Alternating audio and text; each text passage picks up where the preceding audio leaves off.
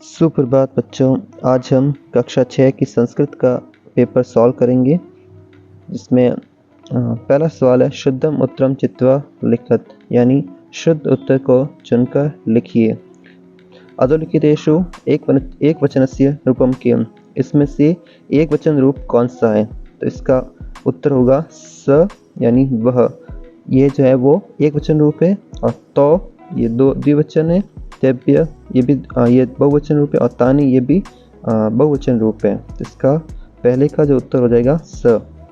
दूसरा है खनित्रम, इसका पदस्य अर्थ क्या है? इसका हिंदी अर्थ होता है कुदाल। ठीक है, इसका अर्थ होगा कुदाल। वृक्षा किम रचयन्ति, पेड़ क्या बनाते हैं? तो पेड़ वन बनाते हैं।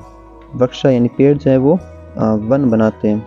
ठीक है, और इसका अगला सवाल है प्रायद्वीप।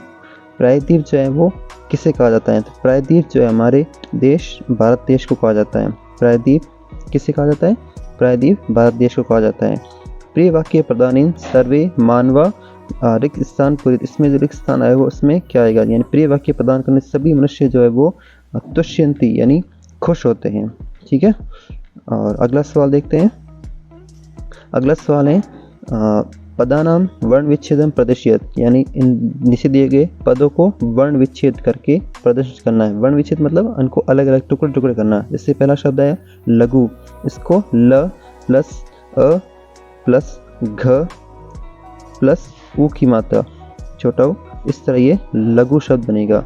इसी तरह सीवीति जो शब्द है उसमें आएगा स प्लस बड़ी की मात्रा प्लस व के नीचे हलंत, फिर प्लस, फिर य, फिर अ, फिर अफिया के बाद अ आएगा। ठीक है, इसके बाद त, और फिर बड़ी छोटी की मात्रा। इसी तरह छुरिका में छ, फिर ऊ की मात्रा, फिर र प्लस छोटी ई की मात्रा प्लस क, और फिर आ की मात्रा। ठीक है, और इसी तरह पुस्तकम जो शब्द है उसमें प, उसके बाद ऊ की मात्रा, फिर स के बाद फिर वापस सीधा त आएगा, स आधा है, फिर त के बाद अ, फिर क के बाद अ की मात्रा, और फिर म के नीचे हलंत। तो इस तरह ये पुस्तकम शब्द पूरा बनेगा।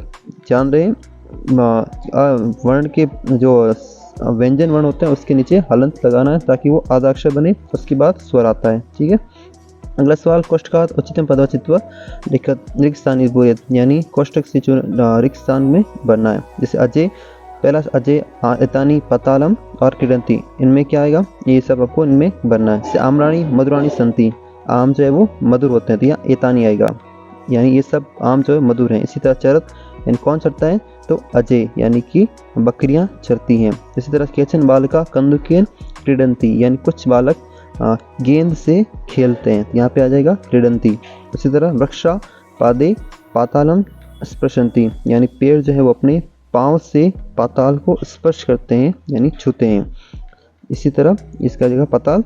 और अगला सवाल आ जाएगा अधोलिखितानाम प्रश्नानाम उत्तरम एक पदेन लिखत।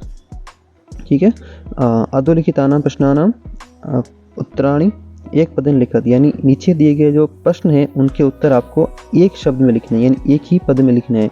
ठीक है, इस पहला शब्द है विहगा कुत्र आसीना, यानी पक्षी जो है वो कहाँ बैठते हैं? तो शाखा दौला आसीना, शाखा दौला आसीना, यानी पेड़ की शाखाओं रूपी झूले पर बैठते हैं। भारत से दीर्घतम समुद्र तट का, भारत का सबसे बड़ा जो समुद्र तट है वो कौन सा है? तो वो है चेन्नई का मेरीना तट। चेन्नई नगरस्य मेरीना तट। कौन सा है? चेन्नई नगरस्य मेरीना तट। ठीक है, इसी तरह अगला सवाल शंगालस्य मित्रम का आसीत, सियार का जो मित्र था वो कौन था? तो सियार का मित्र कौन था? बगुला। सियार का मित्र बगुला, यानी बक सियार का मित्र था। पिका भेद कदा भवति, यानी कोयल और कौवे में भेद यानी अंतर हमें कब पता चलता है? तो वो पता चलता है हमें वसंत समय, यानी वसंत ऋतु जब आती है तब हमें पता चलता है कि कौन कौवा है कौन कोयल है। जब वो बोलते हैं तो उनकी आवाज़ से हमें पता चलता है कि कौन कौवा है और कौन कोयल। ठीक है, अगला सवाल है राम शब्द अकांत पुल्लिंग, इसके रूप लिखने हैं। राम शब्द और पट धातु लट लकार वर्तमान काल के रूप राम शब्द के रूप इस तरह है। ये देखिए राम शब्द राम रामो रामा रामम रामो रामान रामेण रामभ्याम रामे, इस तरह आप देखना। और ये पट धातु के रूप प्रति पड़त पटनी पड़त पड़त परहम पटा पटा। एक बार पॉज करके आप इसको पूरा देखना, ठीक है। इसमें राम शब्द और पट धातु लट लकार। विशेषण किसे कहते हैं? विशेषण वे शब्द होते हैं जो संज्ञा या सर्वनाम शब्द की विशेषता बताते हैं। वे शब्द जो संज्ञा सर्वनाम शब्द की विशेषता बताते हैं उन्हें विशेषण कहते हैं, ठीक है। और अगला है स्वर संधि कितने प्रकार की होती हैं? तो स्वर संधि जो होती है वो 5 प्रकार की होती हैं, ठीक है। स्वर संधि के कुल 5 प्रकार होते हैं, और जिसमें एक तो यण, दीर्घ, यण, अयादि, वृद्धि और गुण, ठीक है। कौन कौन सी होती हैं स्वर संधि? एक तो दीर्घ, गुण, यण, वृद्धि और अयादि, ठीक है। ये स्वर संधि के 5 प्रकार होते हैं। बड़ी कक्षाओं में ये 5 नहीं होते, 8 होते हैं, ठीक है। तो यहाँ पे आपको सिर्फ 5 ही याद रखने हैं। पहला है दीर्घ, फिर यण, फिर वृद्धि, वृद्धि मतलब सिर्फ ज़्यादा मात्रा है, फिर गुण, और अंत में है एक अयादि संधि, ठीक है। ये आपको सिर्फ 5 ही याद रखनी है, क्योंकि आपके 6वीं और 7वीं और 8वीं में भी सिर्फ 5 ही आएगी। 9th क्लास में जाओगे तब आपको 8 पढ़ने को मिलेगी, ठीक है। तो आप ये याद रखना। अगला सवाल है प्रत्यय और उपसर्ग किसे कहते हैं? प्रत्यय यानी वे शब्द या शब्दांश जो किसी शब्द के अंत में लगकर उनका अर्थ परिवर्तित कर देते हैं। कौन से? वे शब्द या शब्दांश जो किसी शब्द के अंत में लगकर उनका अर्थ परिवर्तन कर देते हैं उन्हें प्रत्यय कहते हैं। और उपसर्ग वे शब्द या शब्दांश जो किसी शब्द के पूर्व में यानी पहले जुड़कर उनका अर्थ परिवर्तित कर देते हैं उन्हें उपसर्ग कहते हैं, ठीक है। और गिनती आपको याद ही होगी, गिनती 1 से 20 तक आपको लिखनी थी। इसमें 1, 2, 3, 4, 5, 6, 7, 8, 9, 10, 11, 12, 13, 14, 15, 16, 17, 18, 19 और विंशति। 19 की जगह पे आप 51 विंशति भी लिख सकते हो, ठीक है। तो ये इस तरह से ये 1 से 20 तक की संस्कृत में गिनती हो जाएगी। अगला सवाल है गृहे आवश्यक कार्याय द्विदिवसीय अवकाशात् स्वस्य प्रधान अध्यापकाय संस्कृतं भाषाय प्रार्थना पत्रम लिखत, यानी अपने आप घर पे अपने अवकाश के लिए 2 दिन के अवकाश है तो अपने प्रधान अध्यापक को एक संस्कृत भाषा में प्रार्थना पत्र लिखना है। तो मैं ये प्रार्थना पत्र आपको दे रहा हूँ, आप इसको पॉज करके देख दो, ठीक है। इसको 2 दिन का अवकाश है तो ये प्रार्थना पत्र है, इसको पॉज करके आप लिख सकते हो। अगला सवाल है लघु निबंध लेखना, यानी एक छोटा सा निबंध लिखना है मम विद्यालय अथवा मम ग्रामम पे। ये भी मैं आपको यहाँ पे दे रहा हूँ, तो आप इसको पॉज करके एक बार देख लें। मम विद्यालय और अस्माकम ग्राम, यानी मेरा गांव मेरा विद्यालय, दोनों में से किसी एक पर आपको निबंध लिखना था, आप दोनों में से किसी एक पर लिख लो। अगला सवाल है अपनी पाठ्य पुस्तक से कोई 4 श्लोक लिखने आपको, ठीक है। आप ये मन से आप लिख सकते हो, आप ये अपनी किताब से देख के आप ये लिख पाओगे, ठीक है।